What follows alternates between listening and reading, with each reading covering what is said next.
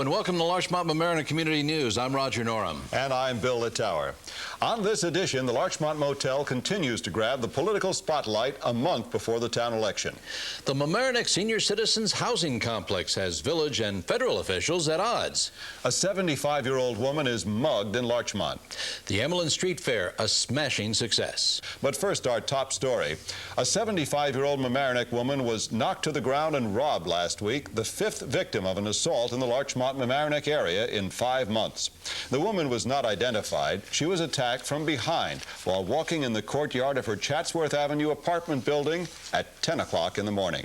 Police say there's no indication the assault is connected to the recent sexual attacks in Larchmont. Brook Property Owners Association of Larchmont is putting up $5,000. The Village of Larchmont Board of Trustees will match it with $5,000 more. Bill? A Village of Mamaroneck sprinkler ordinance will have to be watered down or at least redrafted.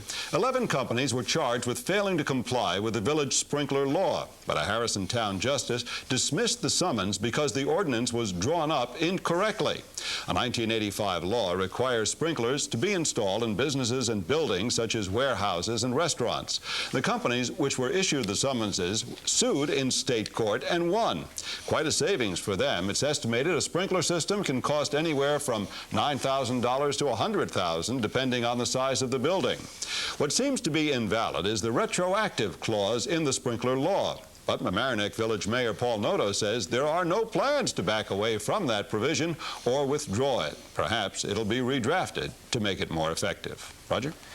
Water, or the lack of it, still very much on everyone's mind in our area. Larchmont Mamaroneck Community News reporter Sven Ome spoke with the man controlling our water spigot. In our studio tonight is John Hawk, manager of the Westchester Joint Waterworks, and that means we have to talk about our water supply. John, some restrictions were imposed a couple of days ago. Can you tell us about them? Well, on September 25th, Westchester County, in conjunction with New York City, went to the first step in the chronology of a drought, which is the declaration of a drought watch. And that's essentially meant to educate the public that there's a problem as far as water levels in the reservoirs are concerned. Do you have some numbers on the level in the reservoirs? Yes, right now the New York City water system, which is the source of our supply and in fact the source of 85% of the supply of Westchester County, is at about 51.6%. And the normal level at this time of the year would be 75%. So we are considerably below what is normal for this time of the year. Now, what can we do to preserve water at this moment? What would you recommend? Well, I think it's interesting to know where the water is consumed. And 40% of our water that we sell to the public is flushed right down the drain by the use of the toilets. 40%? 40%. So if you have a toilet, which a typical toilet would use 5 gallons a minute per flush, and you use it 20 times a day, that's 100 gallons. So obviously you could try to use the toilets less, flush them less, that is, or you could put a brick in the toilet tank. And if you do that, and if you flush the toilet 20 times a day, you can save 7 gallons. If you put 2 bricks in, and if the toilet still works effectively, then you could save twice as much, or 14 gallons. So that's one way that you can save. 30% of the water is consumed for purposes such as taking a bath or a shower. So that there's another area where a considerable saving can be accomplished. If someone takes a bath and they put 9 inches of water in the tub, obviously if you only put 4 inches of water in the tub, you're going to save a lot of water, and you'll save about 20 gallons. Next area would be in washing of laundry or dishes. That's where 20% of the water is consumed. And there it's kind of common sense, you know, do full loads. Don't do a half a load.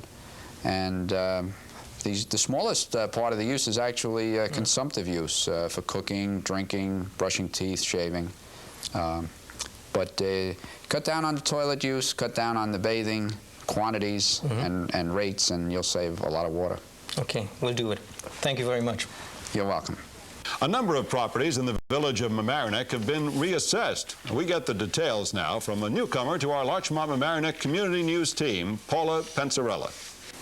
As property values have been decreasing, tax refunds have been on the rise. The latest recipient is Phillips Offset Company Incorporated, a warehouse property located at 1 Railroad Way in Mamaroneck. The Mamaroneck Village Board of Trustees approved an out-of-court settlement of an over $17,000 refund for Phillips Company.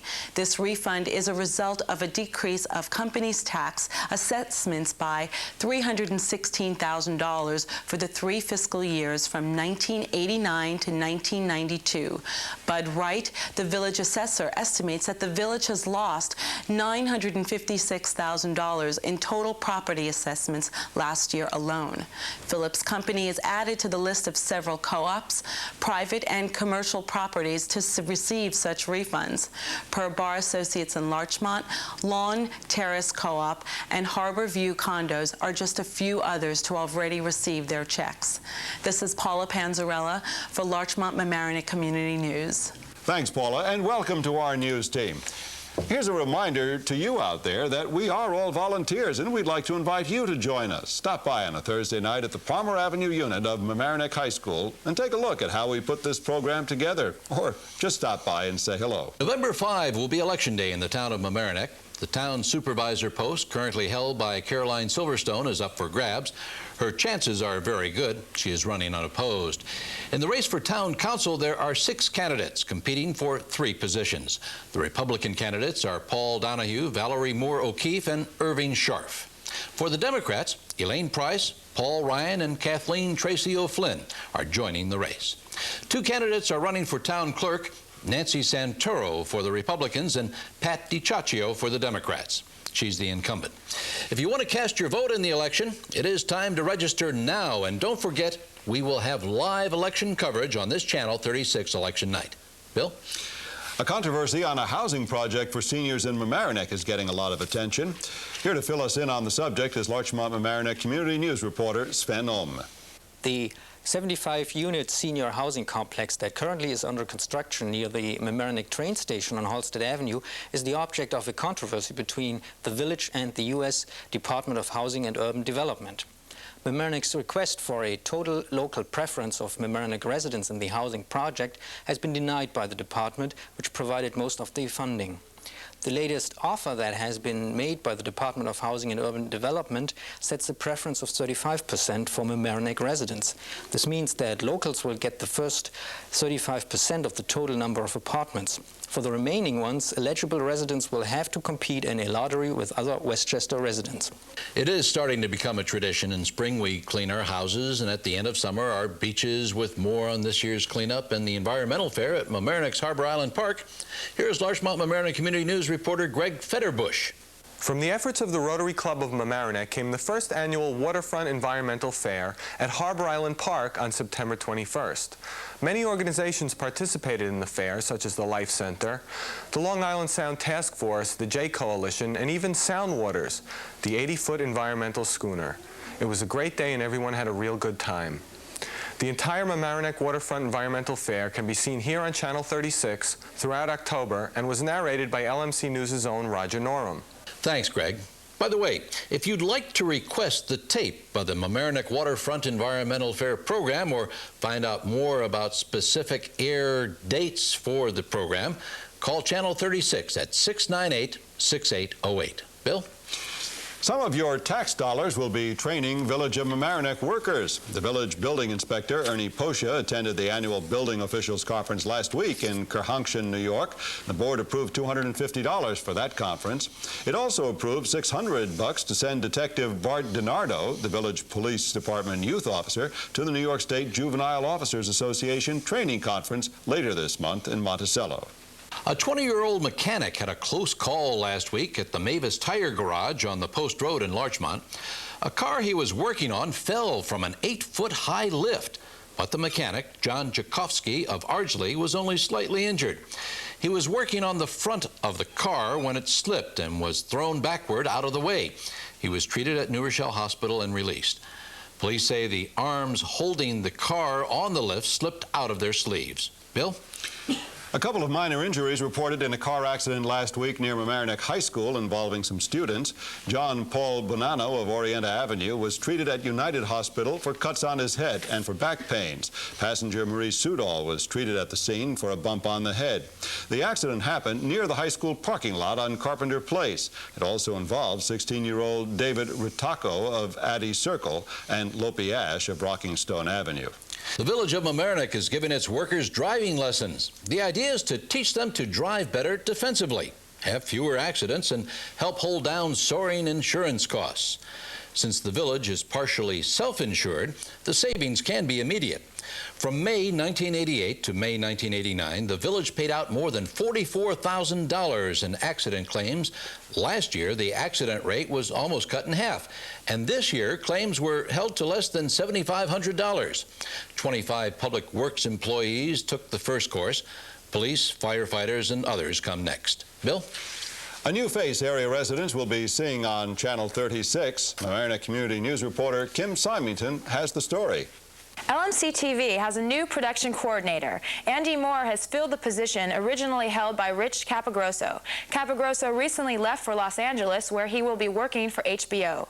I talked with our new production coordinator and asked him about his short and long-time goals for LMC TV. Hey Andy, now what brought you to LMC TV? Mike Cocchi, who's the production coordinator at the other studio. He was my roommate in college, and I'd sent him a letter about a month ago. And he remembered that I had sent him the letter, and when the position was going to be vacated, he decided to give me a call one night, and I said, great, yeah. I came up, they liked me, I liked them, and so we decided to go for it. And how did you start in production or start doing this sort of work? I actually used to do radio television at a community college in New Jersey, in Lincroft, and I decided that I liked it quite a bit. After that, I decided to go on to four-year school, State University of New York up in Oswego, and that's where I majored in radio, television, and communications. Do you have any short-time or long-time goals for the television station at this time? At this time, my short-term goal is to get the studio in order, learn the processes, procedures, and decide exactly, learn everyone's name, because there's so many different people to know. The long-term goal is to make Studio 2 a more usable facility, I guess. Invite more people in, get more community input. You told me you're from New Jersey. Where in New Jersey, and how long is it taking you to get all the way over here to Mamaroneck? Currently, I'm living in a little town called Whippany, and it takes about an hour and 15 minutes without traffic. If there's traffic, it's about an hour and a half. I come up over the Tappan Zee because the George Washington Bridge is quite a mess these days. So, and it's not too bad of a commute, but I definitely want to find some place of residence in Larchmont or Mamaroneck. So you're looking, and if anybody at Larchmont Television knows, then I guess we'll have to tell you. Yeah, I've been putting out the word, and people have been real good. They come up to me and they let me know that they're canvassing, I guess, all their friends to see if they can find a place that I can stay, even if it's temporary. Currently, Andy commutes from New Jersey, but hopes to become a Mamaroneck resident in the near future. Thanks, Kim, and an area welcome to Andy Moore. We would also like to give a special thanks to the outgoing production coordinator for Studio 2, Rich Capagrosso. He's given us a lot of help over the last couple of years, and it was always a pleasure to work with him. We wish him well as he seeks greener television pastures out west. Bill? From time to time, we like to profile our neighbors in the Larchmont-Mamaroneck community. Many of them lead very interesting lives, and one of them is Susan Raymond of Larchmont. The mother of 3 children, 3, 7, and 10 years old, she also works for the State Department's International Development Agency. Fluent in Arabic and French with a doctorate from Johns Hopkins in economics and public health, she spends a lot of time in the world's hotspots, Afghanistan, Eastern Europe, and the Baltics. Susan, what do you do for the agency? I work for the section of the Department of State which is responsible for the international development activities of the United States government. And up until recently, I worked in Asia and the Near East primarily. But now with the changes in East Europe and in the Soviet Union, I design the programs that the United States government supports. in its assistance program to East Europe, to the Baltic states now, and also the humanitarian assistance to the republics of the Soviet Union. So you've been doing quite a lot of traveling to Eastern Europe, I take it, lately. I have been. I've been very fortunate in that I haven't traveled as much as some, but I have been doing quite a bit of traveling, yes. Now, it must be relatively difficult to raise a family in Larchmont, be working for an agency in Washington, and be traveling to Eastern Europe and the Baltics, not to mention other parts of the world. It's very hard. I have 3 children, ages 10, 7, and 3. And when my oldest was very young, I thought that it would get much easier as my children got older, but it's actually gotten much harder for them and harder for me. And it requires a tremendous amount of organization, a very supportive housekeeper, and a certain amount of anticipation of what their problems and anxieties are going to be, but it's never easy. You had some particularly difficult moments, I guess you would call it, particularly when you've come back from long trips. Yes, very, very difficult. When my youngest son was 2 months old, I had to go to Hungary, and I came back, and he was actually afraid of me. He didn't remember or recognize, but that was very quickly dealt with. But when he was 6 months old, I had to go to Thailand for 10 days, and I came back, and he would not leave the babysitter's arms. He truly did not know who I was, and it took him a minute for all of it to click together and everything to make sense to him. And then, of course, everything was fine. You've also had some rather difficult situations overseas. What would you say was the worst? Afghanistan. From a pure point of being unsure whether and how I was going to get back, it was being caught in the second Bala Hisar in Afghanistan just before the Soviet invasion. I worked for the World Bank at the time and was there on a project, and we went to a state of alert, and I happened to get caught outside of Kabul and had a very nervous Afghan stick his AK-47 in my face, and thought to myself, you know, he's going to shoot me out of pure incompetence because he doesn't know how to operate the gun. He's not going to shoot me because he doesn't like me. And we were air-vac'd out of that. That was difficult. That was difficult. Well, certainly. I certainly appreciate. I didn't have children at the time. Well, I could see where it's not quite all glamour all the time. No. Exciting, perhaps, but also difficult. And we certainly thank you very much for joining us here at LMC TV. I appreciate it very much. Thank you. It's pumpkin season again, and it's not just for the people who go and buy their pumpkins, but also for those people who don't want to pay. Larchmont police were successful in watching and arresting 3 women from the Bronx who were packing pumpkins into their car at Tony's nursery. On this very channel, a couple of Sundays back, the big fundraiser of the year for the Emlyn Theater for the Performing Arts took place and was carried live on this channel. The Emlyn Street Fair, the 17th annual Emlyn Street Fair that saw more than 80 vendors line their wares along the streets behind Mamaroneck Village Hall. Thousands of area residents flocked to the Arts and Crafts Festival. Besides that, food kept the taste buds satisfied, and there was a lot of entertainment for everyone, including the kids. The Emlyn Theater is welcoming every nickel it can get these days. The hard economic times have seen many contributions cut back, from governmental monies to corporate handouts and individual contributions. The box office alone doesn't pay enough alone to keep the theater lights on, but director of the Emlyn, Norman Klein, says he's confident the community will keep its Performing Arts Center in business. The Larchmont Centennial, a glorious event and a great day. For a wrap-up, here's Larchmont Mamaroneck Community News reporter Rita Blockerton. For the past year, we've been reporting the excitement of the upcoming Larchmont Centennial celebration. Well, 2 Saturdays ago, it arrived and was a smashing success. The weather was perfect. The participation was tremendous. The day started with a parade beginning at noon. There were games at Turtle and Flint Parks, afternoon tea at the Manor House, followed by dinner at Fountain Square. It was a day that just kept going and going. Many residents dressed in Victorian costumes, and it was just a lot of fun.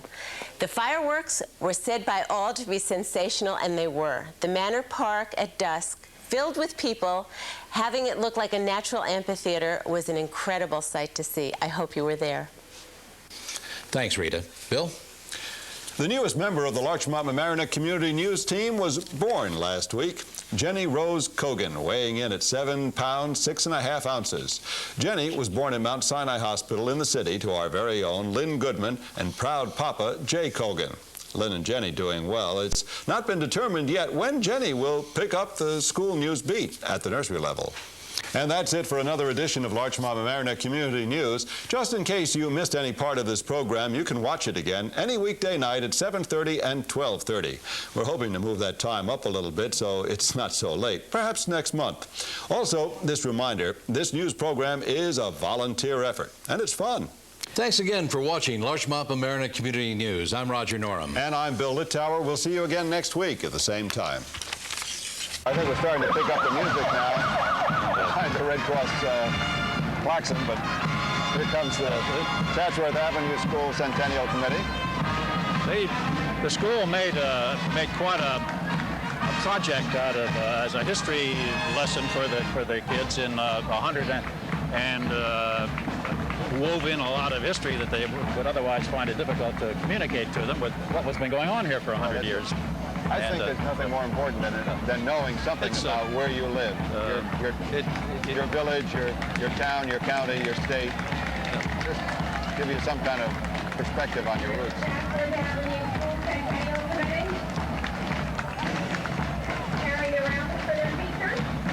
Well, we have the Dixie Dandies providing a little lift anyway. Keeps everybody's feet. They were of course very visible 2 weeks ago when the fire department had its parade.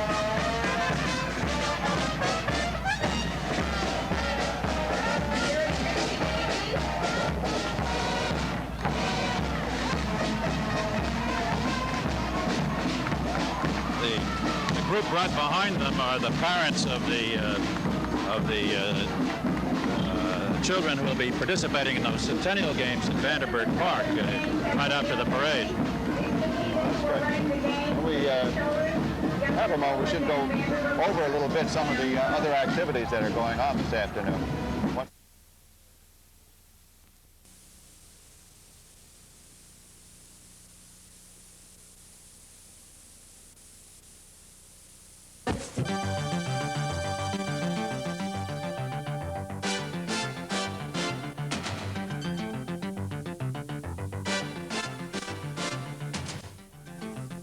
Hello and welcome to Larchmont Mamaroneck Community News. I'm Roger Norum. And I'm Bill Littauer. Among our top stories, an arrest in the fatal hit and run on the Post Road. A settlement in the multi-million-dollar Aladef wrongful death suit. Can Mamaroneck police stop Hispanic men from gathering on a local street corner? Soccer under the lights. A small-town sport goes big time at Harbor Island. There's a new Ray's restaurant in town, but it's not for pizza. Those stories and more coming up, but first our top story. A 26-year-old assistant football coach at Ryeneck High School has pleaded innocent to second-degree manslaughter in the death of a 15-year-old high school student. Police say Gregory DeFalco of Heathcote Avenue in Mamaroneck was drunk when he hit Karen Petrello October 5th as she was crossing the Post Road at Keeler Avenue. Kathy Tunno arrived on the scene just after the tragedy. I was down over here at this bar. I had just stopped in for a little while, and Karen and Jennifer stopped to talk to me. And I won't even say that it was 2 minutes that Jennifer came running down there and she said, "Kathy, please come." She says, Karen got hit. I came out of the bar and I found Karen way up here. About how far up the road? Oh, that's a good 150, 200. By the House of Lights? Yes, right by the House of Lights. And there was one man that was parked there. He didn't get out of his car, and I asked him if he was the man who had hit her. And at that point, Jennifer said, no, the person who hit her took off. And I started to scream. I couldn't believe that somebody could hit her way over here and just keep going. DeFalco is free on $10,000 bond in the case. Police refuse to disclose just what evidence they have against DeFalco. But here's what Mamaroneck Police Lieutenant Ed Flynn told us. He's been charged with vehicular manslaughter in the second degree, which is a D felony in the state of New York. One of the elements of the offense includes driving while intoxicated.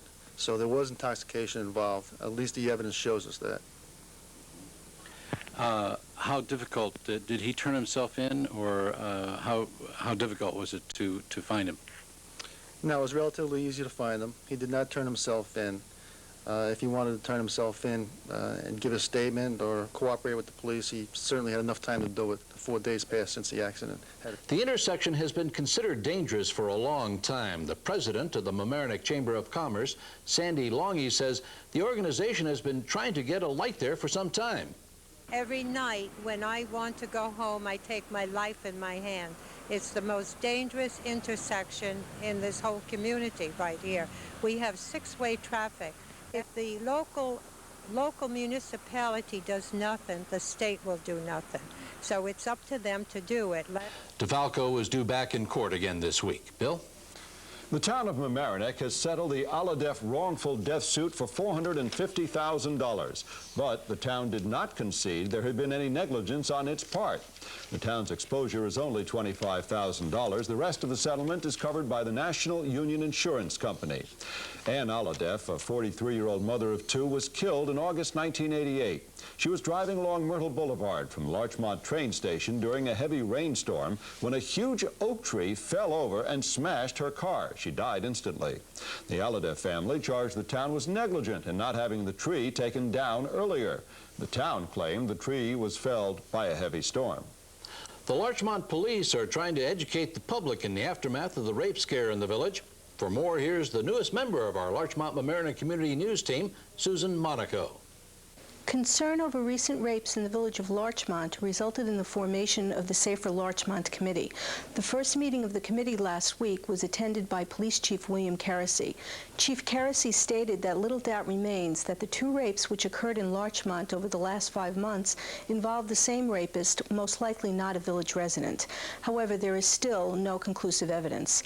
Safety precautions for the village were also discussed.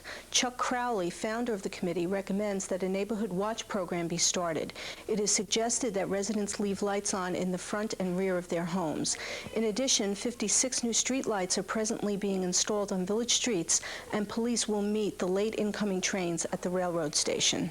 Thanks, Susan Monaco, for making your debut here with us, and we would like to invite any of you out there watching to join us putting together this community news program. The more participation we get, the better the program and the more fun. Bill?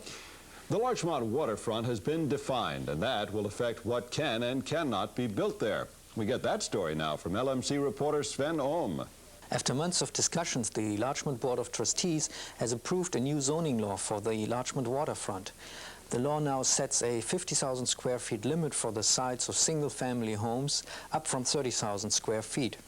Affected by the new zoning law are 17 single-family houses, the Manor Park, and the Larchmont Yacht Club and the Larchmont Shore Club. A man sought in the beating death of a Yonkers man has turned himself into a Mamaroneck minister. 19-year-old Londell Stevens surrendered to police after talking to the Reverend Wayne Powell, pastor of the Straight Gate Church on Madison Avenue. Police say Stevens was one of 3 men who fatally beat 34-year-old Axel Vasquez last September 28th. Bill? The 16 full-time Larchmont Library employees say they want a union. They say they had no say in the negotiations that led to their recent salary increase and were powerless to speed up the process. Their raise was due June 1st, but it was postponed until September 17th because the village wanted to settle with the Civil Service Employees Association first. The State Public Employees Relations Board is expected to give formal approval next month to formation of a library union. Mamaroneck police are still looking for the bank robbers who held up the Citibank branch on the Post Road in Mamaroneck a couple Thursdays back. The robbers made off with about $3,000. This tall, slender man with blonde hair walked up to the teller and passed her a note written on a paper towel. The note said he had a gun, and he asked the teller to give him all her money. He made his escape heading north up the Post Road with the help of an accomplice who was waiting in the getaway car. A test case may be developing in the attempt by Village of Mamaroneck Police to deal with a difficult situation. Sven Ome has details. Metro North commuters coming to the Mamaroneck train station on Halstead Avenue or walking at the intersection of Mamaroneck and Halstead Avenues see a difference these days. For years, the area had been crowded by large numbers of mostly Hispanic men every morning. They congregated around the station, waiting for building contractors, gardeners to pick them up, hiring them for a day's work.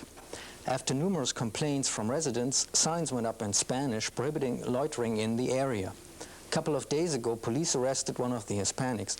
A police car now patrols the area, and word has also been spread to the Hispanic community. School news. An exhibit on learning disabilities and SAT scores are up at Mamaroneck High School. For details on those stories, our Larchmont-Mamaroneck Community News school reporter, Monique Citron. This is National Learning Disabilities Month, and to make us a little more mindful on the subject, the Larchmont Public Library, in cooperation with the New Rochelle Hospital Medical Center and the Westchester Library System, have gotten together to sponsor a special exhibit at the Larchmont Library. By the way, 10 to 15% of the U.S. population has some form of learning disability, and the famed Albert Einstein had a learning disability. He couldn't add. Come to the special exhibit at the Larchmont Library to find out more about learning styles, and you can call the Larchmont Children's Library for more information. The number is 834-4666. Yes, we are proud of Mamaroneck High School's rise in SAT scores, but even more so of the high percentage of students who took the tests, 88%. School officials say the best preparation for the SATs is the school's diverse curriculum. Speaking of curriculum, the Mamaroneck School Board is set to review the business ed and foreign language curriculum. The study will look at skill levels of former graduates to see if they're being adequately prepared and trained for the job world. The study will be ready in February or March.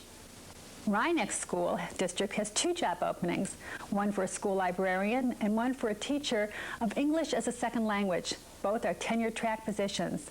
Applications should be sent to Peter Mustick at Rhinex Schools. Send a letter and a resume.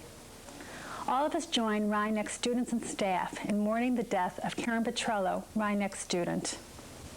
Some weak bridges are being rebuilt. We get that report from Larchmont-Mamaroneck Community News, Lynn Goodman. 2 Mamaroneck bridges will be torn down and rebuilt over the next few months. The state has determined that the Gilligan Creek and Otter Creek bridges on South Berry Avenue are too weak. They're not capable of supporting the required 10 tons. The state has ordered both bridges shut down. The project, which is being funded by Westchester County, will cost about $750,000. Bids will be sought November 1st for the Gilligan Creek portion of the plan.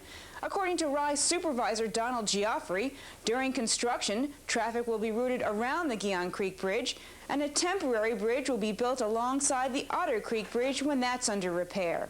The town may have closed the Larchmont Motel, but there are still efforts underway to help the homeless problem. And we get that story from LMC reporter Debbie Doern.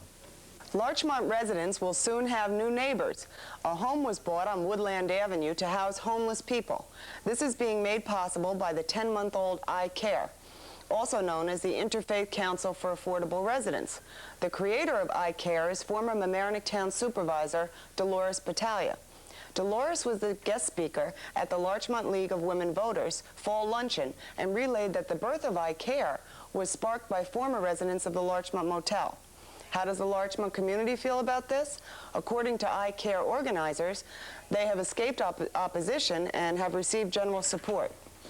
It appears homeowners around the Bonnie Briar Country Club have just begun to fight. They have formed a council of neighborhood associations to fight development of the golf course for housing. One of the organizers of the opposition is Ned Ryan. Ned, why form a residents' council? What are you trying to do? Isn't the town council already dealing with this issue?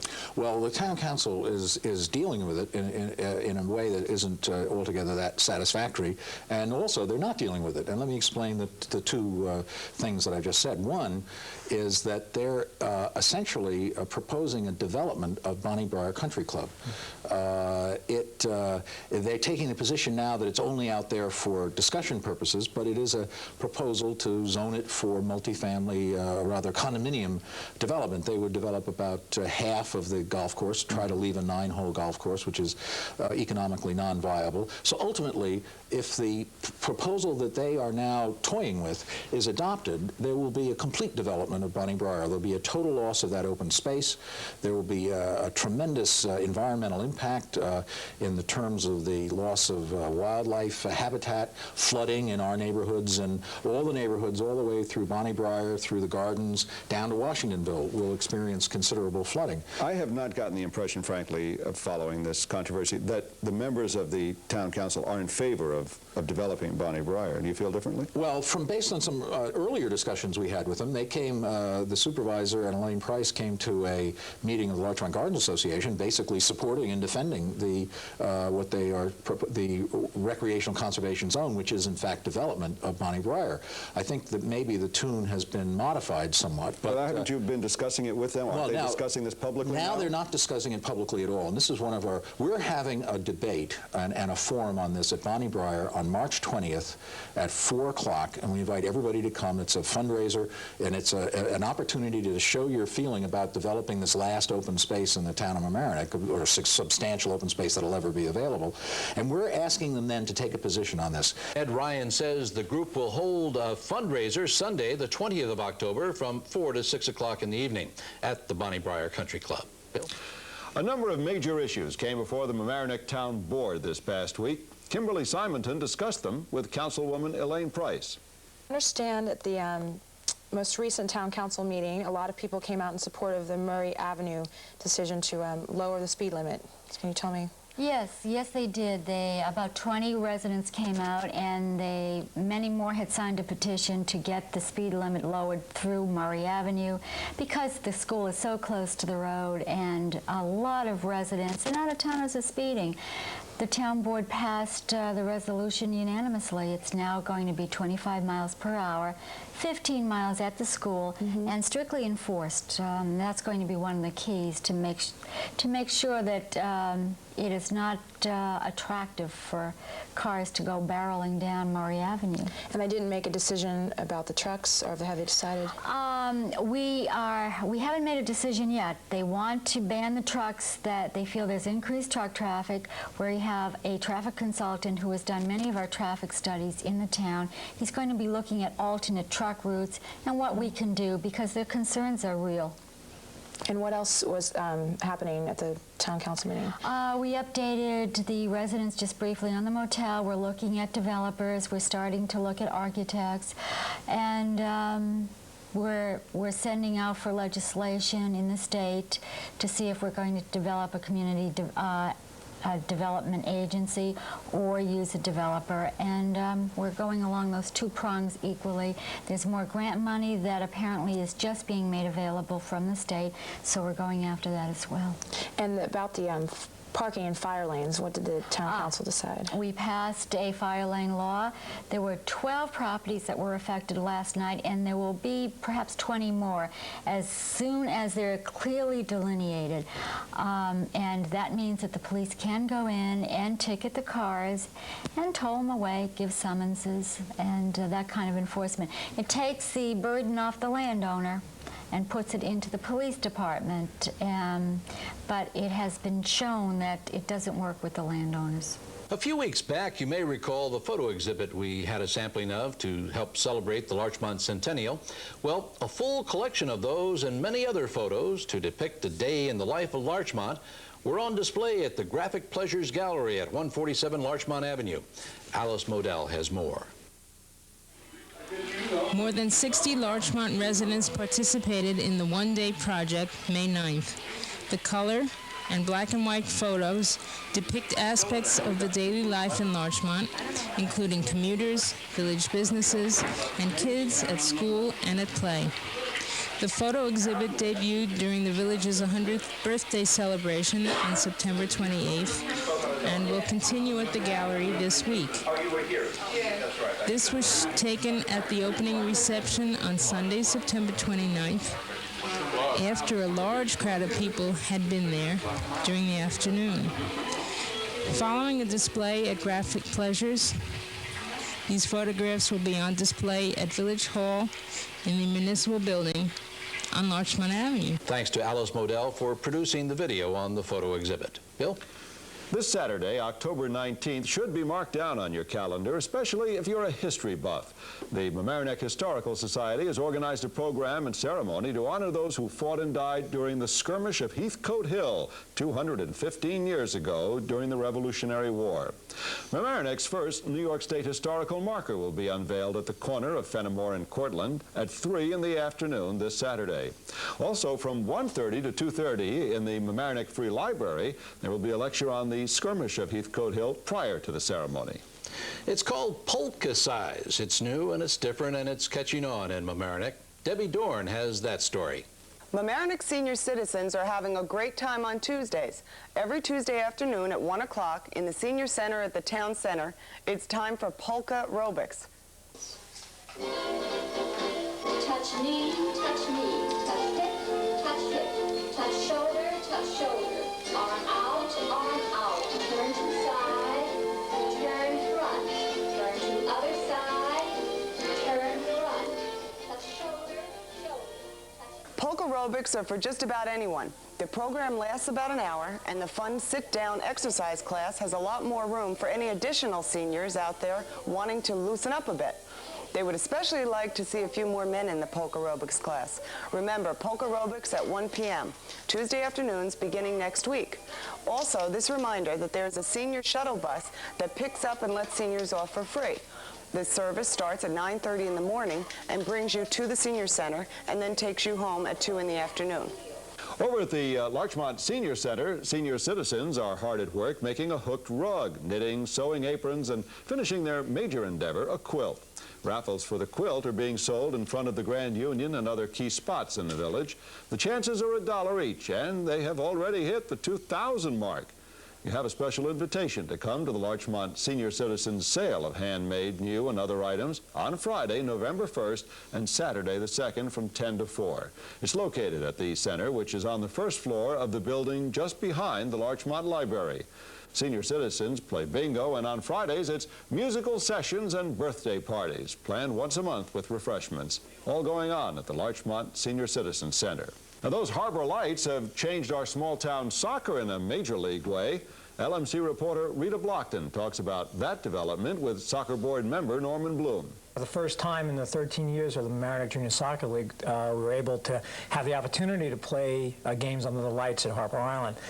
And to start off the season, Mayor Noto proclaimed the week of September 9th Mamaroneck Junior Soccer League week. And at the end of that week, that first Friday, the Friday of that week, we began the first series of games to be played under the lights at Harper Island, and had our first 3 games at that time. Was it more exciting? Was there something? It was a very interesting experience. And what we also found, as an aside, is that whole families could, for the first time, would show up at soccer games, because it was easier to get everyone there, mothers, fathers, siblings. Whereas when you play the games on Saturday mornings or Saturday afternoons, Sunday afternoons, you never could get the entire families to come down. And that was kind of an added bonus.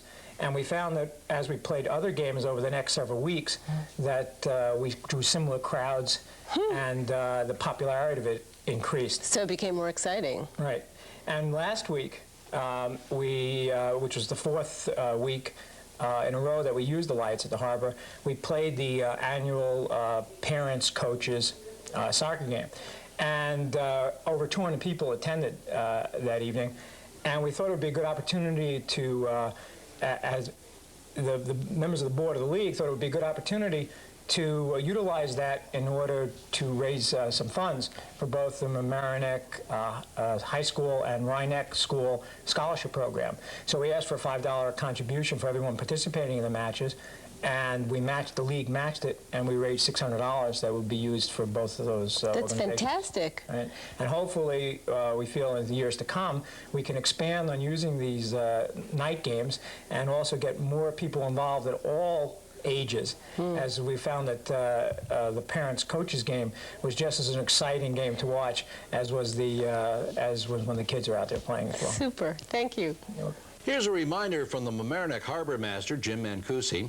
November 1st is the deadline to get your boat out of the water if you are in a village slip in the harbor, and that's just a little more than 2 weeks away. Bill? The village of Mamaroneck is fully back in service with its fire department. Engine 42 is rolling once again. Hello, my name is Chief Tom Burke from the Village of Mamaroneck Fire Department, and I'm happy to inform everybody tonight that Engine 42 volunteers is back in service. They've been back since the 28th. The company, fire department has a full response, as we usually did, and other work will be done on other firehouses in the future. At no time anybody will have any problem with responding to alarms. Thank you. And once again, it's time for the most sought-after assignment here at Larchmont Mamaroneck Community News. Sonny Goldberg, our restaurant reviewer, visits a new bistro in Larchmont. Raymon. Yes. It's a pleasure sitting here with you and talking about your new restaurant. 3 months new? Yes. Welcome. Thank you. I've heard a lot about it. Now, you're very close to what, 2 doors down from the movie theater so people can find you? Yes, it's very close. And are you open after the movie as well as before the movie?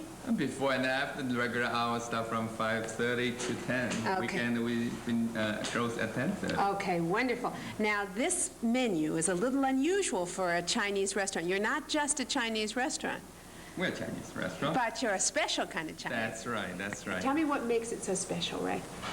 We try to make different kind of cuisine here because I think right now, American concern about their healthy. Yes. And I have a strong fitness background. I know what American concern. And so we try to make the food more light, low salt, and more healthy. A lovely menu. It's not a huge menu, but a very specialized. Am I right? That's right. That's right. We try to make more unique food here, and definitely no MSG, and people like it. So we're going to come here and be healthy. Absolutely? Absolutely. Oh, wonderful. I'm looking forward to tasting this. Thank you.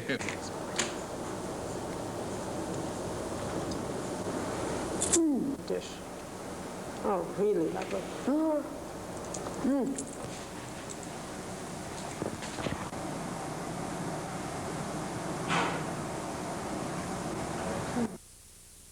Mm. Mm.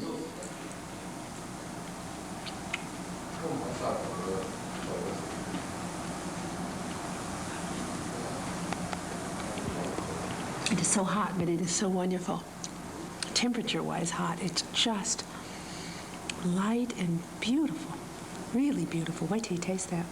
And our congratulations to Ray, who has just become a new father. And that's it for us for another edition of Larchmont Mamaroneck Community News. Remember, if you missed any part of this program, you can catch it again any weekday night at 7:30 and 12:30. And if you would like to check out the fun and a community involvement activity here, come down to the LMC TV studios in the Palmer Avenue unit of the high school, up the stairs from Walter Hot Dogs. We're all volunteers who produce this program. Some aspect of it may be just right for you. Stop by on a Thursday night around 7. Thanks for watching Larchmont Mamaroneck Community News. I'm Roger Norum. And I'm Bill Littauer, and we'll see you again next week at the same time. Jennifer came running down there and she said, "Kathy, please come." She says, Karen got hit. I came out of the bar and I found Karen way up here. About how far up the road? Oh, that's a good 150, 200. By the House of Lights? Yes, right by the House of Lights. She had her eyes open. I believed that she was going to be okay. There were people that were just driving by with this little girl lying in the street. I couldn't believe it. And then there was one man that was parked there. He didn't get out of his car, and I asked him if he was the man who had hit her. And at that point, Jennifer said, no, the person who hit her took off. And I started to scream. I couldn't believe that somebody could hit her way over here and just keep going. Well, that must have been. Have you seen some close calls at this intersection? Oh, many times. I never see people come to a full stop over here. Yeah. So, especially around school time. You know, there's a lot of kids that walk over here.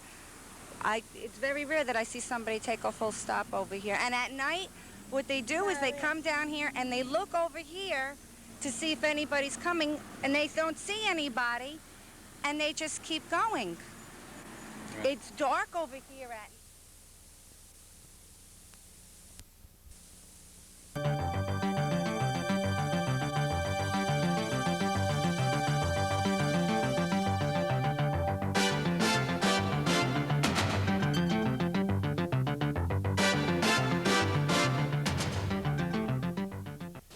Hello and welcome to Larchmont Mamaroneck Community News. I'm Bill Littauer. And I'm Barbara Brown. Coming up this week, a budget bloodbath for the Mamaroneck school system. Higher sales taxes, but when will we see some property tax relief? A rush of car thefts in Larchmont and Mamaroneck.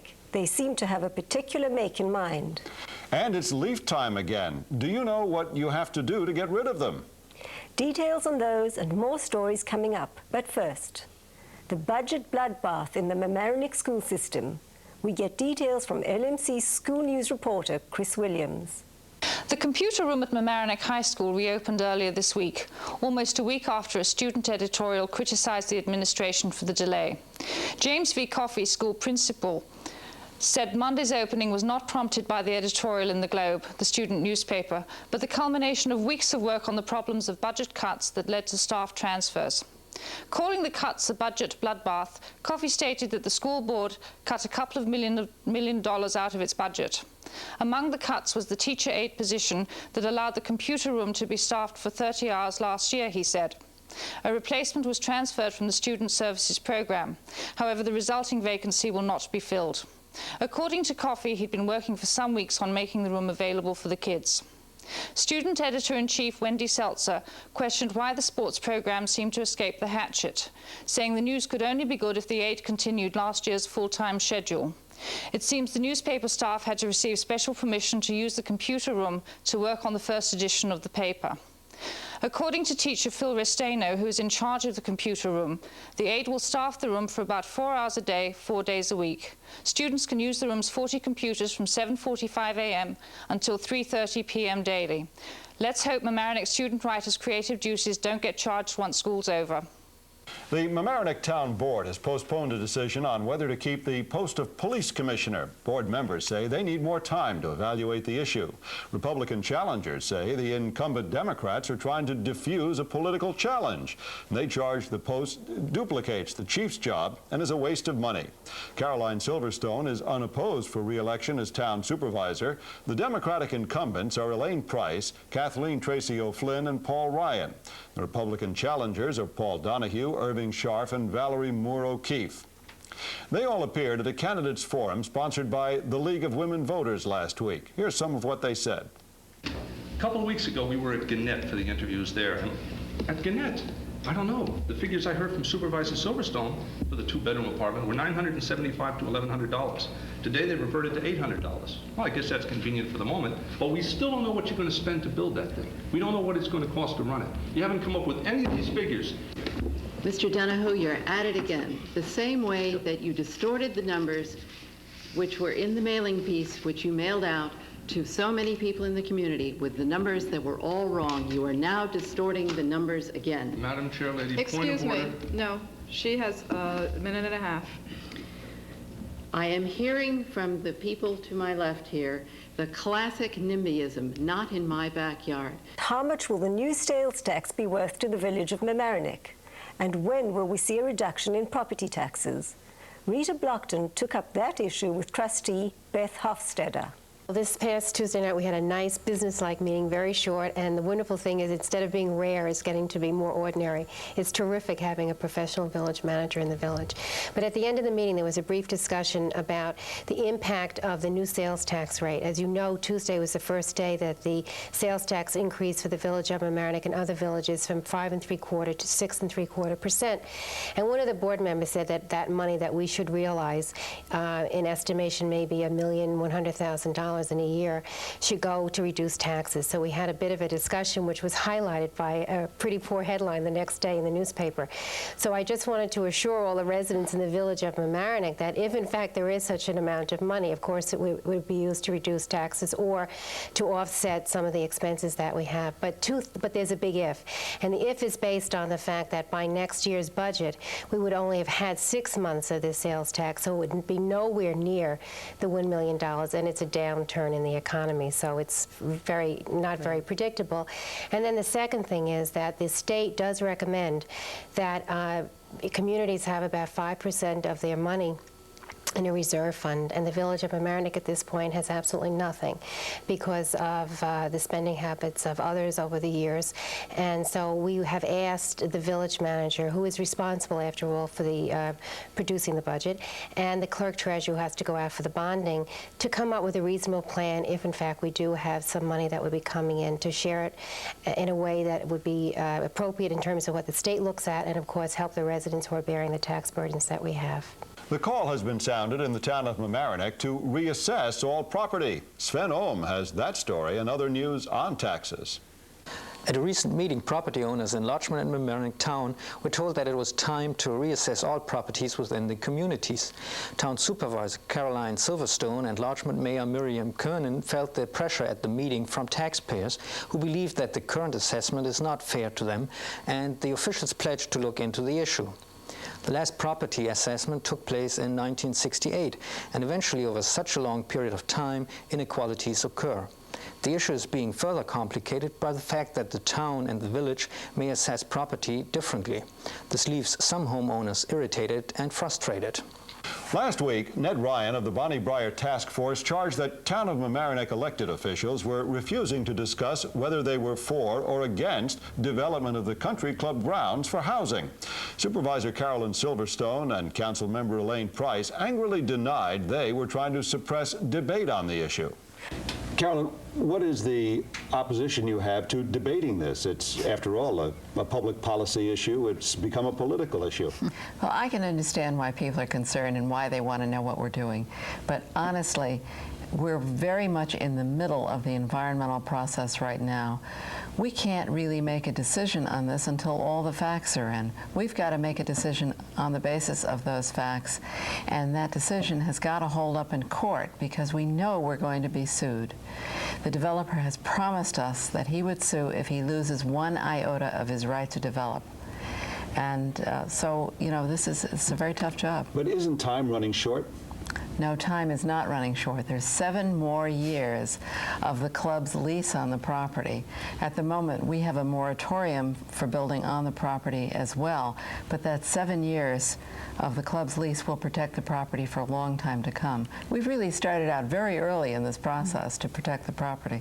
Absolutely. Elaine, why is this a legal issue that you can't discuss a legal issue?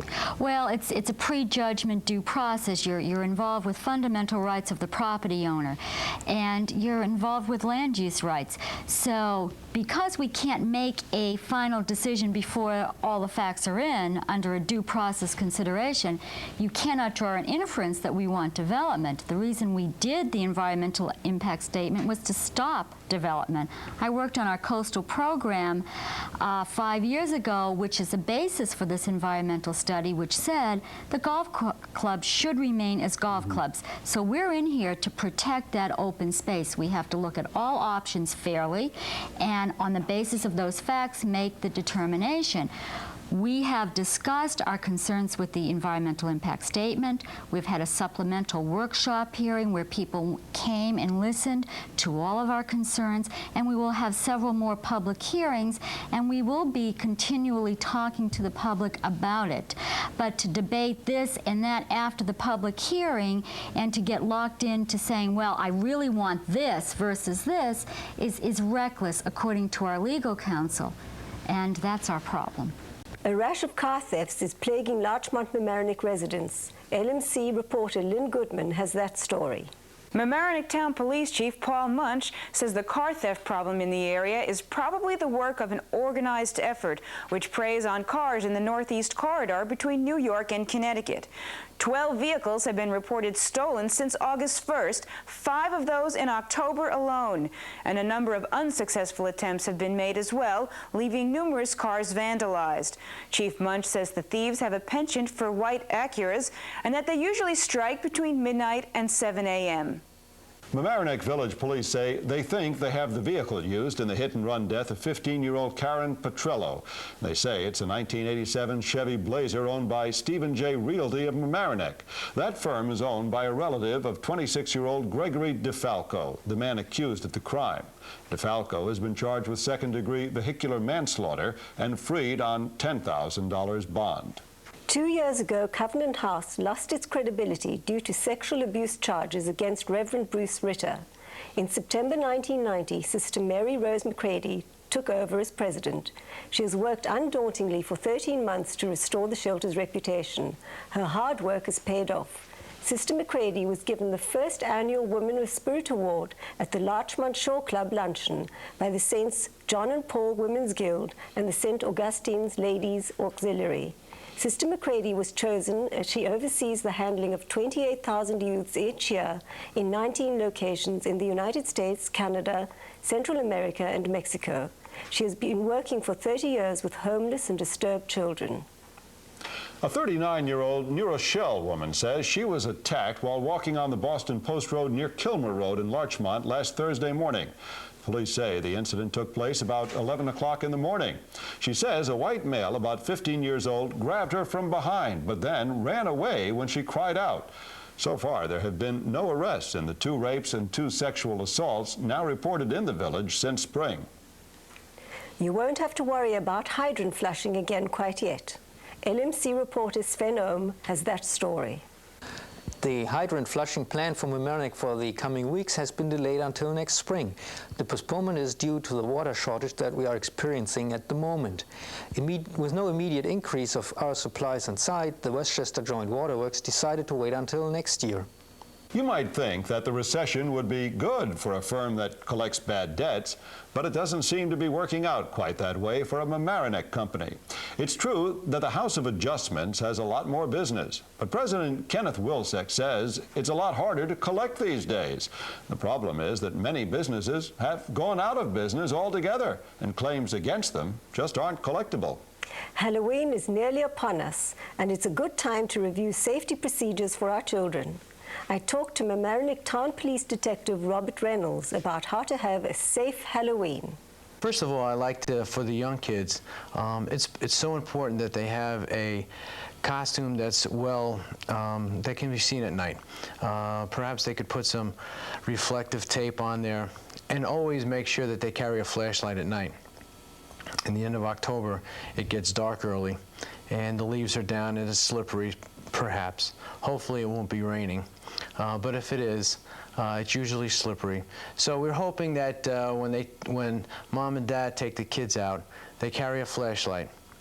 When they're going up to a home, if they can't see too well from their mask, and a lot of the kids have a mask on, so we're asking those children to take their mask off until they get to the house and ring the doorbell, put the mask on, and then scare everybody. Okay. Rather than going up the steps and tripping and falling. We want to also tell the older kids that they should go into groups. Don't go out by yourself. Go in with 2, 3, 4 kids. And once again, go to homes that are well lit. And always, for everybody, don't have the candy on the street or the apple. Make sure you go home, have either Mom and Dad check it, break the candy open. If you find anything suspicious, contact your local police department. We'll check it out. The town of Mamaroneck's Mr. Ice Rink was honored last week. Lynn Goodman has that report. For as long as the Hommocks Ice Rink has been around, the name Howard C. Finn has been associated with it. Finn, fondly known as Mr. Rink, was the rink manager from the day the rink opened until last year when he died of a heart attack. Finn took care of the rink as if it were his home. He lent a special hand to students and teachers who frequently used the rink and gave sailing lessons to youngsters in the summer. Last week, the community honored Finn at a ceremony at the rink and dedicated a plaque bearing his name. The plaque will be placed near the cashier's box inside Hommocks. Larchmont travelers may be a little safer now. The blinking yellow traffic light on Boston Post Road in the parking lot behind police headquarters is finally replaced, 29 days after it crashed atop a police officer's car on September 10th. This light warns eastbound motorists of the dangerous strip between Manor Place and Larchmont Avenue. Because Route 1 is a state highway, it was uncertain whose responsibility it was to replace it. It turns out it was the village's and was fixed 5 days later. Those autumn leaves have begun to fall, and town and village crews will soon be around to pick them up. But if you live in the village of Mamaroneck, you must bag your leaves and put the bags out on the curb. 2 street sweepers will work on the project, and the village has made a deal with Carina Landscaping of New Rochelle to provide extra manpower if necessary. 2 Larchmont artists have shows this week in the community. They are Jackie Loriot and Warren Rogers. LMC reporter Rita Blockerton talked with them. Jackie, perhaps we'll start with you and you'll tell us a little bit about your show at the Mag Gallery. I have a show that's running for 3 weeks from October 14th to November 2nd at Mamaroneck Artists Guild, which is at 2120 Boston Post Road. And the gallery hours are from 12 to 4, Monday through Sunday. And my work is all in bronze sculpture, and it's figurative, and it's called The Figure in Fragments. Great. And Warren? My material is watercolors. I paint landscape. And I'm having a show for 3 weeks at Graphic Pleasures Gallery next to the Mexican restaurant on Larchmont Avenue. And it begins this coming Sunday and runs for 3 weeks, and I don't know what the 3rd date is. But I paint a lot of Ireland. I like to go there and take photographs and come home and project them on the wall, and then it doesn't rain on me.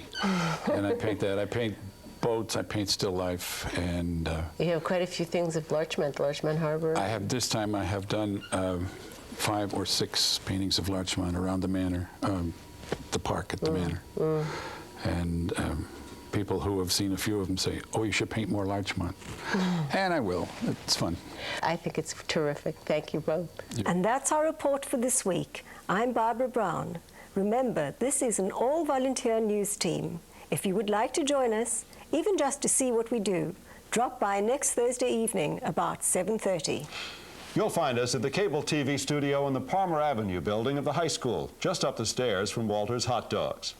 Now, thanks for joining us, and we'll look for you again next week at the same time.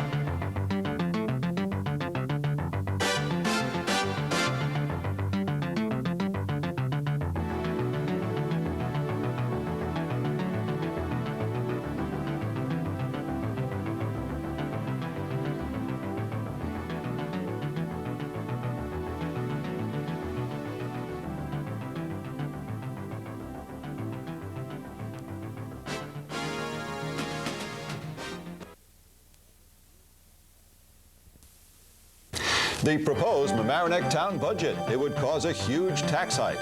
Larchmont moves to coordinate its crime prevention program and offers a reward. Metro North plans some changes in train schedules, and they won't help our commuters. Sexual harassment becomes topic A for Mamaroneck business.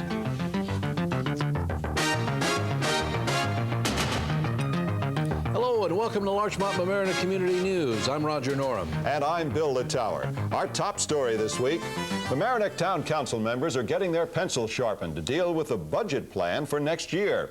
Town officials have come up with a $14.5 million budget for next year. That would mean a 6.9% tax hike for the unincorporated area and an increase in town taxes of 28.5% for the villages. Town Administrator Stephen Altieri blamed the increase on reduced state aid and lost revenue from people who aren't paying their taxes. The town board will hold several work sessions on the budget, and then a public hearing is set for December 4th. The Larchmont Board of Trustees is trying to dump one of their responsibilities on a group of independent experts. Sven Ome has that story and more Larchmont Mamaroneck Community News. The Village Board of Trustees in Larchmont hopes to be relieved of an increasingly difficult task, the assessment of properties. In the view of the Village Board, the solution to the problem is an assessment review board. 3 real estate experts who don't have to live in the area are to be chosen to serve on the new board. A public hearing on this new law will be held on November 2nd, 1991. The assessment method may be improved by the new law, but that does not necessarily have to mean lower taxes. In the end, the winner could be the village by raising more money through property taxes. March 17th, 1992 may not yet mean very much to you, but it is election day in the village of Mamaroneck and the village of Larchmont, and it is St. Patrick's Day. Under New York state law, elections can be moved to the next day, but in both municipalities that is not bound to happen. Mamaroneck has already made the definite decision not to move the date, so March 17, 1992 will be election day and St. Paddy's Day. Perhaps we may see the election results a little later than usual next year. Lately, Mamaroneck police are getting tougher on people with outstanding warrants for parking violations or minor criminal charges. Over the last weeks, in undercover sweeps, a number of persons who didn't show up for their court appearance have been arrested. The village of Larchmont is moving on several fronts to deal with the recent wave of rapes and sexual assaults. One plan outlined by Trustee Marion White would divide the village into quadrants. Each quadrant would have a leader who could deal with police. Each leader would make 6 telephone calls to residents. Then each of those residents would make 6 other calls as part of a crime prevention program. At the same time, the Board of Trustees agreed to put up $2,500 as the start of a reward for information in the rape cases. And the Larchmont Copy Center has agreed to print 5,000 free flyers. The MTA may not have to raise fares on Metro North, but that doesn't mean Larchmont and Mamaroneck commuters will be entirely happy about it. LMC reporter Lynn Goodman has that story. As of Monday, October 28th, Metro North will be cutting rail service from Mamaroneck and Larchmont to Grand Central Station. Now there's an 8:30 local and 8:37 express out of Larchmont each morning. The 8:37 will be eliminated, and the 8:30 local will become an 8:35 local. Metro North says it's added 2 cars to the 8:35 train, and that the scheduled change will save the authority an estimated $343,000. 2 more old bridges over the Metro North Railroad are slated for repairs starting this month. Both bridges are more than a century old. They're the bridges on Hillside and North Barry Avenues in Mamaroneck. A memorial has been established for that hit-and-run victim, Karen Petrello. Larchmont Mamaroneck Community News school reporter Monique Citron has that report. A tree was planted last week in front of Rhinebeck High in memory of Karen Petrello. She was a 15-year-old student killed by a hit-and-run driver on the Post Road October 5th. A commemorative plaque was also planned for the big rock in front of the school. Both the tree and the plaque were donations of Frank and Rosa Caparelli and Pantaleo Caparelli. The Mamaroneck Chamber of Commerce is sponsoring a series of educational seminars. They're free. Larchmont Mamaroneck Community News reporter Randy Norum spoke with Phil Clancy, who's on the board of directors of the Chamber of Commerce. Just started this free seminar session on October 2nd. We had 2 speakers, Linda Robinson and Pete McConnell, and it went over very well. And what we're doing is we're bringing this to the public. It's not just Chamber of Commerce members. It's free to the public, whereas we are putting on these educational seminars. It's not someone standing up there giving themselves as an advertisement. It's there for educational purposes. Now, you have one coming up, next week, is it? Yes, Randy. What what is that going to be about? Okay, on October 30th, we had this planned since August. It seems to be one of the topics that are in everyone's mind right now. It's sexual harassment, the #1 employee grievance. The speaker is going to be Mort Siegel, who's a senior consultant at Management Directed Services and Ride. And what he's going to be doing is just giving us some ideas on how to minimize our liabilities in this area, some pointers on how to prevent it, and also some startling examples. Now, for the balance of the year, you have, what, 2 more seminars that are going to be offered? Yes, we do have 2 that are confirmed, whereas on November 20th, we're going to have Cynthia Russell, who is the Deputy Commissioner of Housing and County Development for Westchester, and her topic is going to be the community development projects that are scheduled for Mamaroneck. And then something in December? Right, and then in December we have our own Peter Goldman from Melvin Goldman and Company here in Mamaroneck, and Peter's going to be talking about how to operate your business under the right format. All of these will be at the Orienta Beach Club, which has graciously donated the building to us, and they're going to be running from 6:30 to 8 o'clock. Okay, and they're open to the public, and they're free of charge. Correct. And the one that we're really zeroing in on right now is the sexual harassment in the office place, and it's going to be Wednesday, October the 30th, is that right? Correct. That's, again, that's going to be at the Orienta Beach Club. From 6:30 to 8:30. Correct. A touch of history, and Mamaroneck is now the proud recipient of the first New York State historical marker in the village. For more on that story, here's Larchmont Mamaroneck Community News reporter Rita Blockerton, who spoke with the president of the Mamaroneck Historical Society, Donald March. October the 19th, Mamaroneck celebrated a 215th anniversary of its most important moment in American history up until this time. It was the skirmish that was fought on Heathcote Hill between Colonel Robert Rogers' Rangers, that was the Queen's Rangers, 400 of them were encamped on that hill, and General Washington, who was encamped at White Plains. He sent 750 colonial soldiers to attack and hopefully capture the 400 British that were, or I shouldn't say British, Tories that were fighting for the crown. And this cannonball is an actual artifact of the Battle of Heathcote Hill. It was found on Fenimore Road back in the late 50s. It disappeared into the hands of the White Plains historian and found its way back to us as a result of their appreciation of what we were trying to do in marking our portion of American history. And it's very good to have done this, because what we did was set up a New York State historical marker to forever commemorate that spot.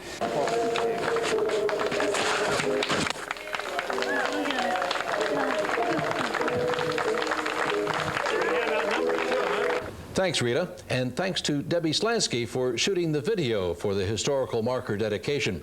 Also, the entire program of the historical marker dedication will be aired soon on this very channel, 36 LMC TV. Call them to find out the exact time. Bill? High school thespians ready to take their bows? For more, here's our school news reporter again, Monique Citron. If you've never seen Jean Girardot's Mad Women of Chaillot, it's a selection of the Pace Center this week, Wednesday through Saturday at 8 p.m. In the Post Cafeteria, senior Gold Card members attend free. The play, which has a huge cast, is a great opportunity to showcase Mamaroneck dramatic talent. Schools were closed last Friday in Mamaroneck as administrators and staff took part in Superintendent's Day. One hot topic, better communication district-wide.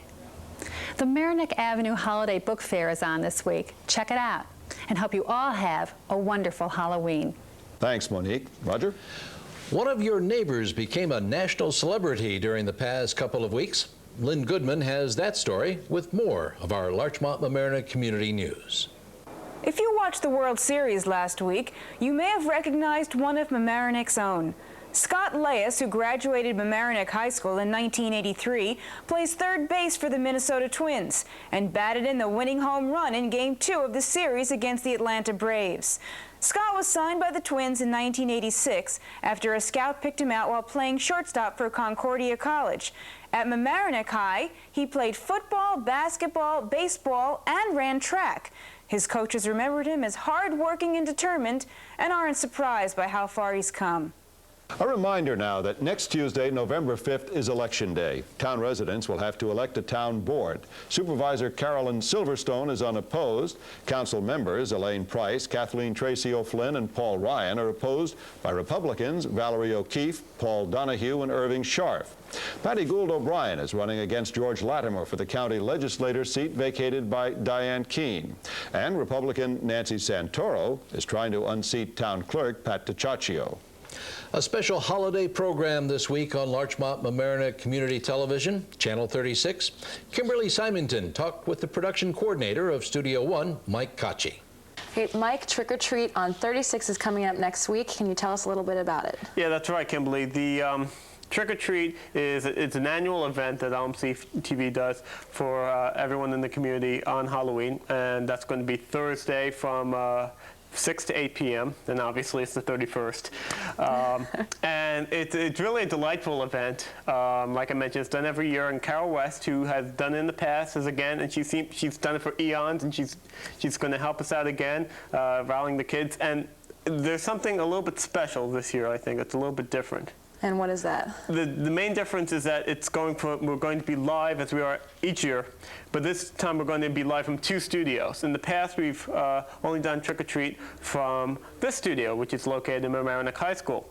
However, this year we're going from both studios, so if you can bring your children to the studio which is closest to you, right here, like I mentioned, like we do every year from Mamaroneck High School, and also this year from LMC TV Studio 2, which is located in the Mamaroneck Free Library, just off the Emlyn Theater lobby. And like I mentioned, it will be from 6 p.m. to 8 p.m. Bring the kids, free treats, they'll be on television, and then we will repeat from 6 p.m. to 8 p.m. We will repeat that starting at 8 p.m.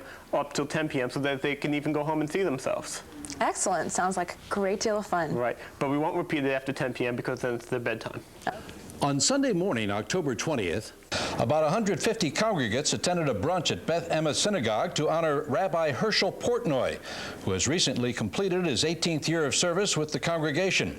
A celebration planned in the spring was postponed because of the rabbi's stint with the U.S. Army serving in Bavaria for 8 months. Preceding the brunch, held in the newly renovated room downstairs, speeches were given in the sanctuary by Deputy Mayor Cheryl Louie and several past presidents. And that's it for another edition of Larchmont Mamaroneck Community News. Remember, if you missed any part of this program, you can catch it again any weekday night at 7:30 and 12:30.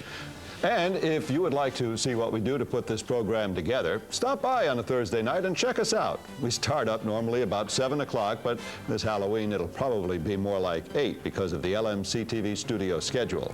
We are in the LMC TV studios up the stairs from Walter's Hot Dogs in the Palmer Avenue unit of Mamaroneck High School. Thanks for watching Larchmont Mamaroneck Community News. I'm Roger Norum. And I'm Bill Littauer. We'll see you again next week at the same time. And don't forget, November 5th is Election Day.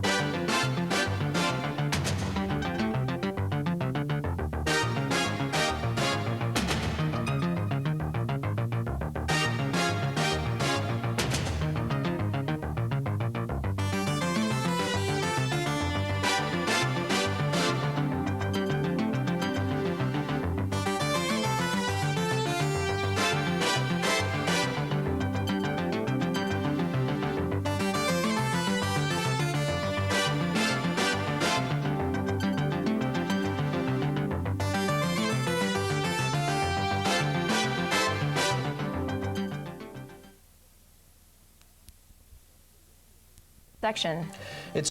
Studies requested for Mamaroneck's hit and run intersection. It's time to leave your leaves and not leave them under your car. Voters in Mamaroneck sail into stiff mooring price hike. Sex harassment, the subject of discussion for Mamaroneck business. An auction this week to keep pace on track. Those stories and more on Larchmont-Mamaroneck Community News. Hello and welcome to Larchmont-Mamaroneck Community News. I'm Roger Norum. And I'm Kimberly Simonton. Last month's fatal hit-and-run accident at the intersection of the Post Road and Keeler in Mamaroneck Village that killed 15-year-old Karen Petrillo may finally get the State Transportation Department to install a traffic light. Mamaroneck Village officials have requested two separate studies, one by the Transportation Department and the other by AAA.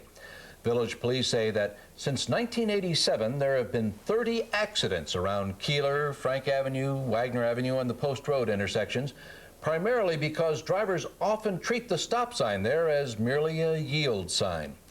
The state study could take years, but AAA may begin its investigation by January.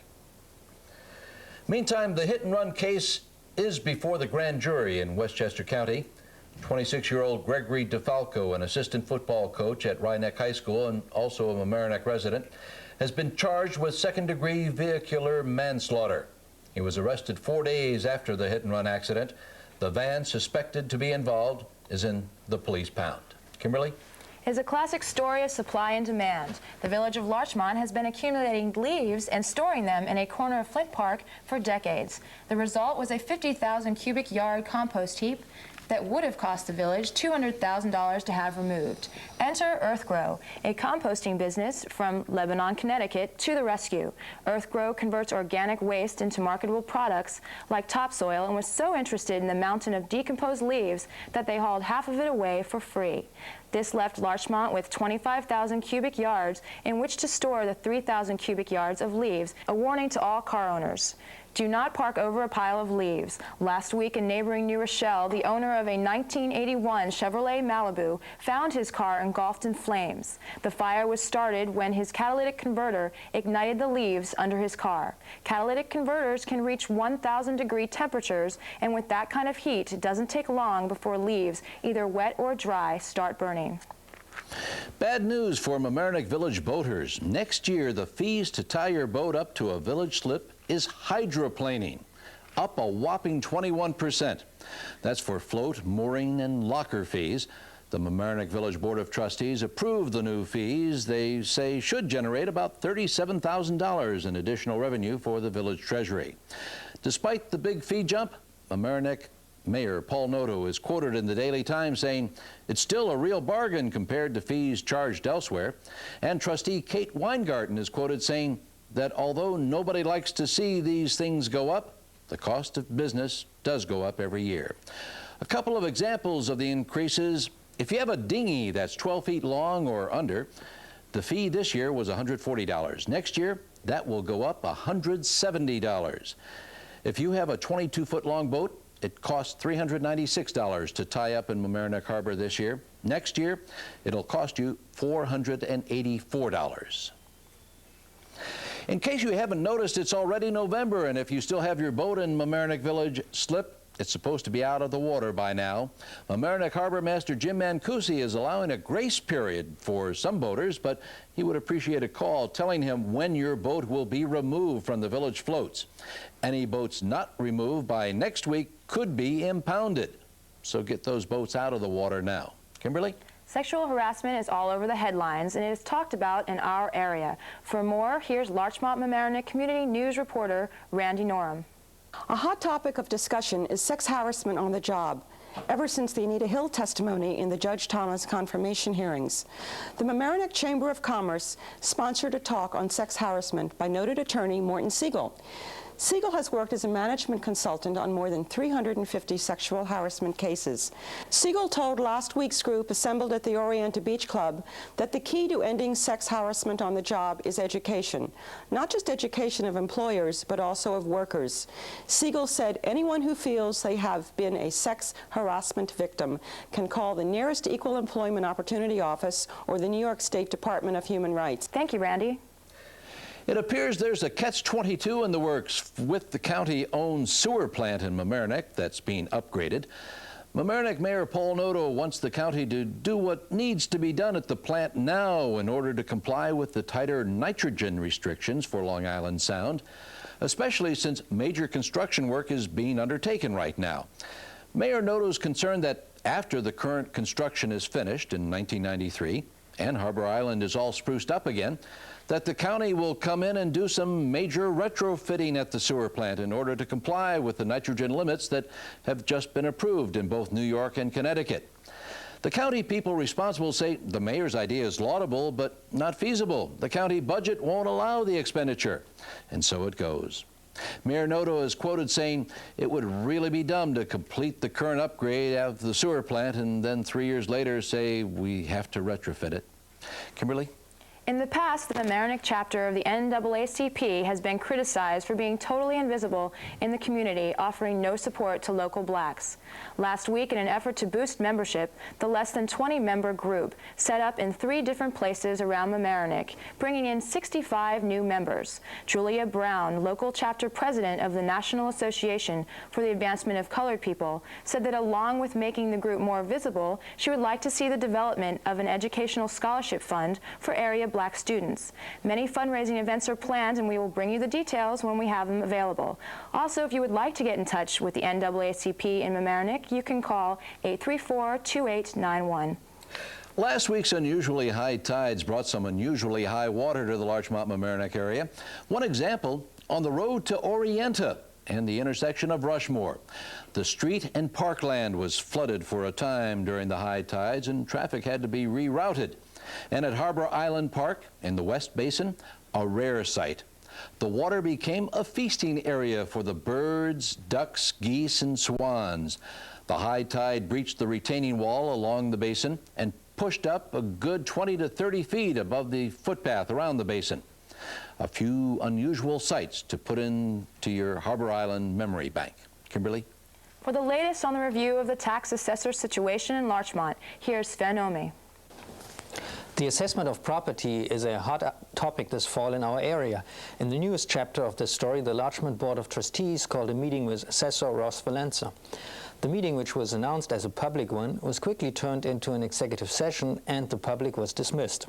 A Mamaroneck man has been charged in a stabbing incident a couple of Sundays back. 20-year-old Ian Nicholson of Henry Avenue in the town of Mamaroneck is charged with second-degree assault after police say he stabbed 22-year-old Stephen Scully of Fenimore Drive in the leg.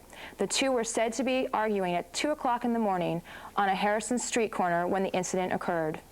The Mamaroneck Village Attorney is going to appeal a Harrison judge's ruling against the Mamaroneck Village 6-year-old sprinkler law. The Harrison judge ruled the ordinance was incorrectly drawn up because the village attorney did it and not the mayor or village manager. The village attorney, James Nalletti, will plead the case in State Supreme Court in White Plains, basically contending the law should not be dismissed just because the procedural matter. 11 Mamaroneck firms have been issued violation summonses under the sprinkler law. Kimberly? And now on Larchmont Mamaroneck Community News, the school news section of our program with school news reporter Monique Citron. You are invited to a wonderful auction this Friday night to benefit the Pace Center. Randi Norum has details. Thanks, Monique. This Friday, November the 8th, the Pace parents are sponsoring an auction, and it's going to start at 7 o'clock. There'll be a viewing at 7, and then the actual auction is going to start at 8 o'clock. We have a silent auction. We have what is called a Chinese auction, and we've also got an open auction.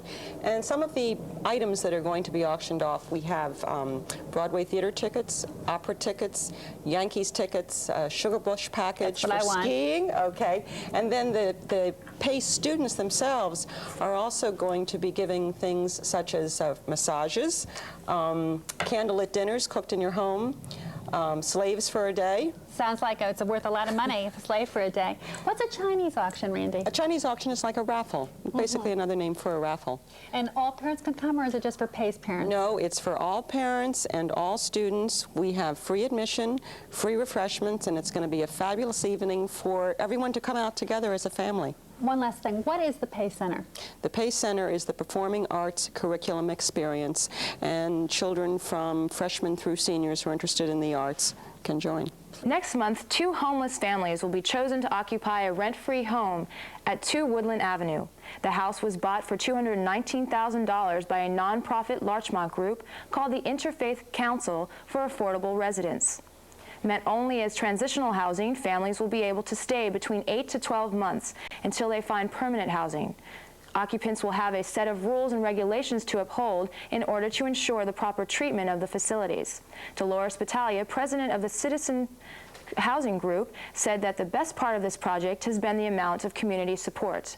Currently, the house is being prepared for its new tenants, most of the services being performed for free. November 23rd is House Painting Day, and any volunteers that would like to come out and paint are welcome. Call 833-2836 if you'd like to volunteer. The two families should be able to move in by December. Roger? And Kimberly, speaking of volunteers in housing. For more on the story, Larchmont Mamaroneck Community News reporter Sven Ome. Mamaroneck Village is looking for a couple of volunteers to fill 2 vacancies on the Village Housing Authority. The slots have to be filled by November 17th. Housing Authority terms are for 5 years, and if you think you'd be interested, call Village Manager Matt Gilligan's office at Village Hall. On November 8th, Hope Community Services of New Rochelle is having their first public fundraiser. All proceeds from the benefit performance of Italian-American Reconciliation, the play now running at the Emlyn Theater in Mamaroneck, will go to help feed New Rochelle's hungry and needy.